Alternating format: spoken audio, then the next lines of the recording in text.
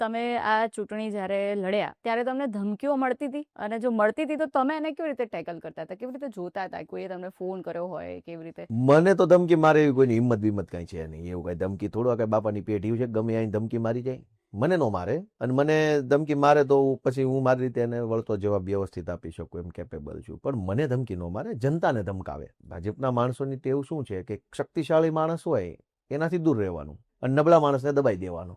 મને ધમકી નો મારે ચૂંટણીમાં, એ મતદારોને ધમકી મારે. ગોપાલને મત દેશો તો તમારો ઓટલો તોડી નાખશું, ગોપાલને મત દેશો તો કૂપન બંધ કરાવી દઈશું, ગોપાલને મત દેશો તો તમને આ યોજનાનો લાભ નહીં મળે. એટલે મને તો કઈ કોઈ ધમકી બમકીનો કોઈ પ્રશ્ન જ નથી, સિસ્ટમ જ નથી આપણે ત્યાં.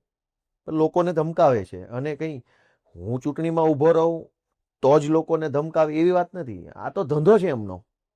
ધાક ધમકીથી લોકોની ઉપર એક કંટ્રોલ બનાવી રાખવાનો, અને એ ડરમાં ને ડરમાં લોકો પાસેથી વર્ષો સુધી વોટ પડાવી લેવા. નહીં તો એમને ધંધો છે, એને કરે છે. ને એમ નહીં, એમના આ ધાક ધમકીના ધંધાની સામે જ તો અમારી લડાઈ છે. અમે લડાઈ જ એ લડીએ છીએ કે નેતા તમને ધમકાવા કે ડરાવવા માટે નથી. નેતા તમને મોટિવેટ કરવા માટે, કોઓપરેટ કરવા માટે, ઇન્સ્પાયર કરવા માટે છે, તમને એન્કરેજ કરવા માટે, તમને હિંમત આપવા માટે નેતા છે.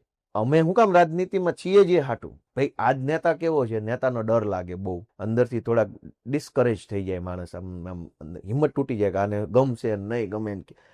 નેતા એક ભાજપના છે, એક અમે છીએ. એ ડરની દુકાન ખોલીને બેઠા છે. અમે લોકોને હિંમત આપવાનું કામ કરીએ છીએ.